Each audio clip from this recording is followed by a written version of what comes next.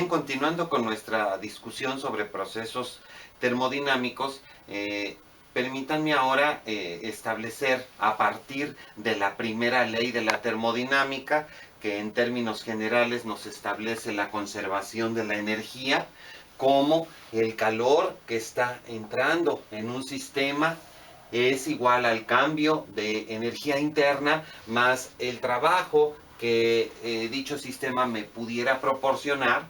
Vamos a suponer que fuera un proceso lo suficientemente reversible. Reversible quiere decir que está hecho de estados consecutivos que podrían suceder en una dirección o en otra. Es una idealización muy fuerte.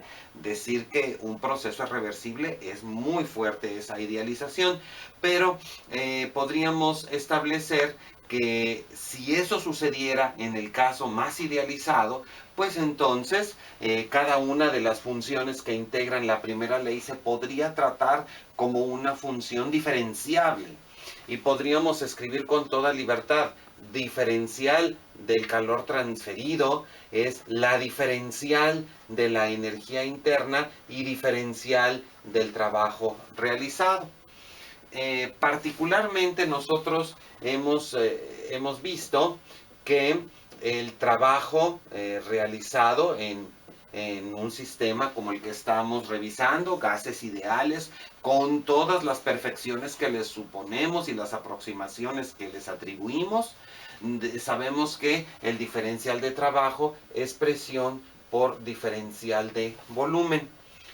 Cuando hablamos, igual, ya que estamos idealizando tanto, podríamos establecer que la transferencia de calor, haciendo una restricción importante, y es que el volumen sea constante.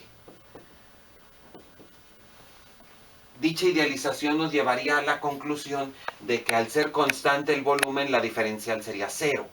Y por lo tanto, la diferencial de transferencia de calor, pero a volumen constante, es el cambio de la energía interna en ese sistema hidrostático conocido como gas ideal. Ahora, si esto es así, se postula que para dicho gas ideal, el cambio de la energía interna bajo esta condición numéricamente, quiero enfatizarlo, numéricamente, sea directamente proporcional al cambio de temperatura. Esto es algo que postulamos para el gas ideal. Ya estamos poniendo ciertas condiciones.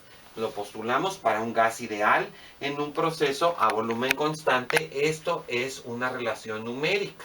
Entonces esto se cumple numéricamente.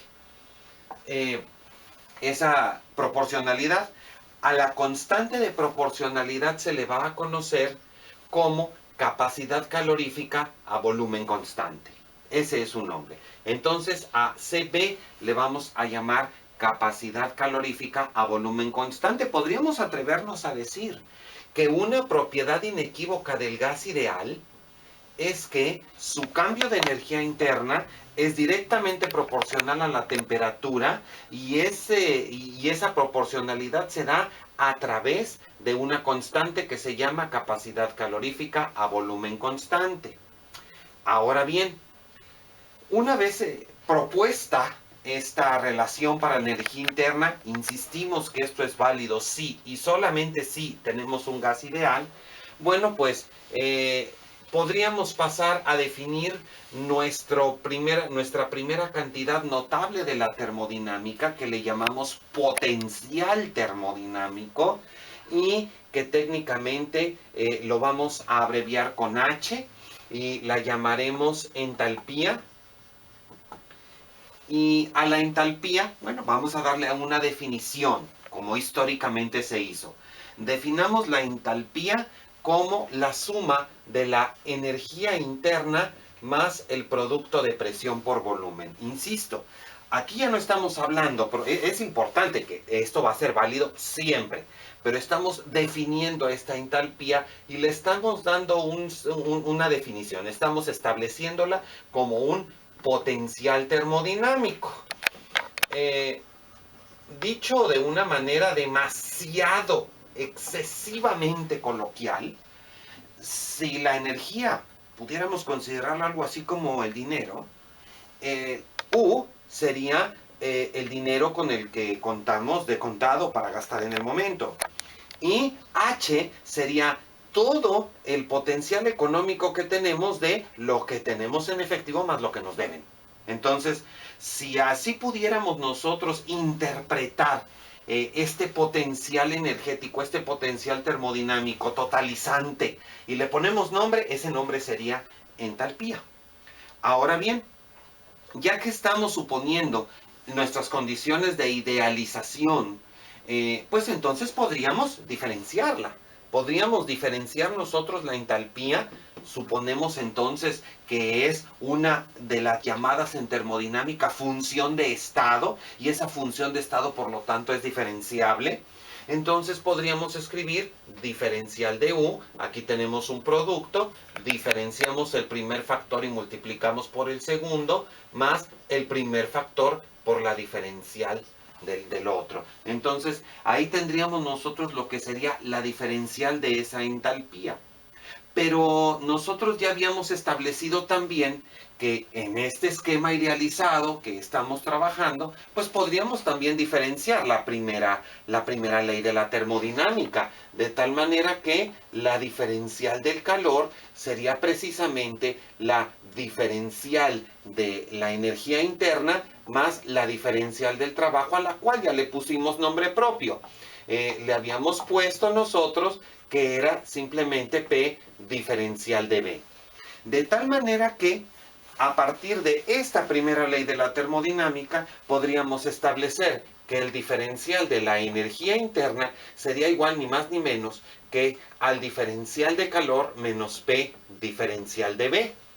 Ahora, vamos a conectar esta, que es la primera ley, con nuestra propuesta de potencial totalizante de energía que se llama entalpía. Vamos a combinarla. Y simplemente donde dice diferencial de U, escribamos su equivalente en la sección correspondiente.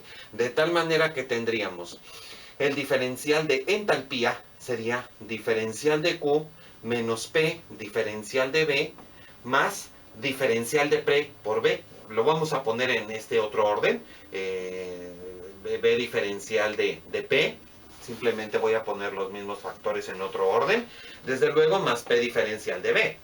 Vemos rápidamente la cancelación de un término y procediendo de la misma manera podríamos decir, si el proceso es a presión constante, bueno, pues entonces a presión constante su diferencial sería 0 y podríamos decir el diferencial del calor involucrado en un proceso a presión constante sería el diferencial de la entalpía. E igual que hicimos con la energía interna, podríamos proponer que numéricamente, tal como lo hicimos con la energía interna, bueno, pues esto fuera directamente proporcional a la temperatura. Y el factor de proporcionalidad sería C. Pero ahora sería otra C diferente de aquella que usamos para la energía interna. No podría ser la misma. Entonces, esa constante le vamos a llamar Cp y le vamos a llamar capacidad calorífica a presión constante. Capacidad calorífica a presión constante, de tal manera que en un esquema idealizado ya tenemos dos propuestas. Que la diferencial de la energía interna fuera la capacidad calorífica a volumen constante por el diferencial de temperatura y esta otra del potencial termodinámico que nos va a ayudar a interpretar mejor algunos procesos que necesitamos. En este sentido, podríamos decir, y ahora ya utilizando nuevamente, otra vez trayendo nuestro concepto de potencial termodinámico, diríamos nosotros, la entalpía, es el potencial totalizante, es la energía interna más presión por volumen. Seguimos en nuestro esquema idealizado, no nos vamos a mover de él, pero vamos a reconocer a un gas ideal Y por lo tanto, la ecuación de estado es presión por volumen igual a NR por temperatura. Ahora diferenciemos y tendríamos el diferencial de H es el diferencial de U más constante multiplicativa sigue multiplicativa por diferencial de T. De tal manera que el diferencial de H, que numéricamente ya lo conocemos, numéricamente, es muy importante decir esto, no estoy diciendo que esto ocurra ni a presión ni a volumen constante, simplemente estoy diciendo que como ya tenemos cuantificado cuánto es un cambio de entalpía y lo tenemos tipificado como Cp diferencial de T y el diferencial de U lo tenemos tipificado como Cb diferencial de T, más desde luego el otro término, nos lleva a obviar el diferencial de temperatura y por lo tanto establecemos esta condición muy importante para los gases ideales. Su capacidad calorífica a presión constante siempre es mayor que la capacidad calorífica a volumen constante y esta es la relación entre ambas. Ahora bien, ya habíamos establecido entonces estas dos diferenciales dentro de nuestro esquema idealizado y vamos a considerar en este segmento lo que vamos a denominar un proceso adiabático. Y en un proceso adiabático vamos a establecer que no existe transferencia de calor.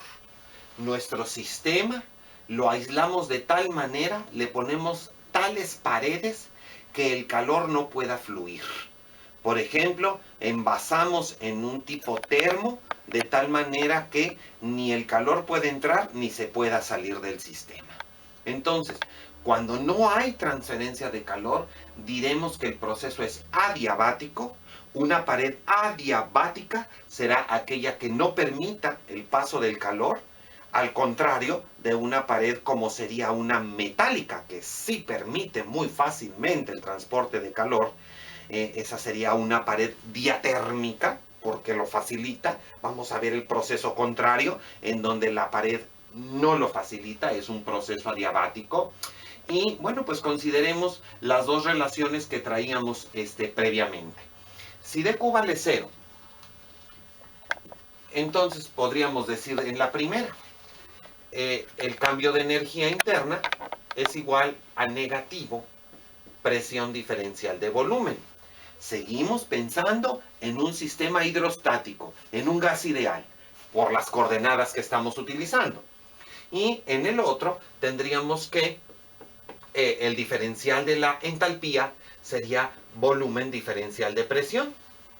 Bueno, pues entonces nosotros ya sabemos que el diferencial de U numéricamente, como habíamos establecido previamente, numéricamente es la capacidad calorífica a volumen constante diferencial de temperatura. Y por otro lado, el diferencial de entalpía era capacidad calorífica a presión constante diferencial de temperatura.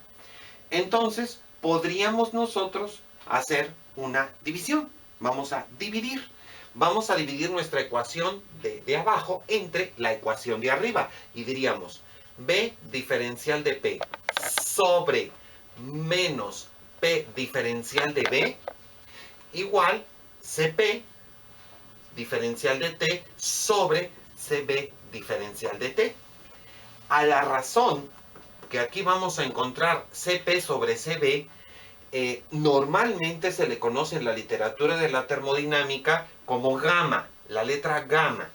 Gamma es lo que le llamamos la razón de capacidades caloríficas. Razón de las capacidades caloríficas se llama la gamma. Entonces podríamos decir que en un proceso adiabático como el que estamos presentando, el enlace entre las variables del gas ideal está gobernado por esta relación. Ahora, vamos a hacer las cosas, dado que esto es gamma y es constante, vamos a dejar la presión en el lado izquierdo de nuestra ecuación diferencial de P sobre P. Y si gustan ustedes, el negativo lo pasamos aquí al otro lado. Vamos a mover diferencial de volumen y volumen. Y pues ya estamos listos aquí para que en este proceso adiabático tengamos una información más completa. Podemos hacer una integral, de hecho. Gamma es constante, queda fuera de la integral desde un estado inicial a uno final. Inicial a final. A la izquierda tenemos logaritmo natural de t. Recuerden que la diferencial sobre la función al integrarse produce logaritmo natural.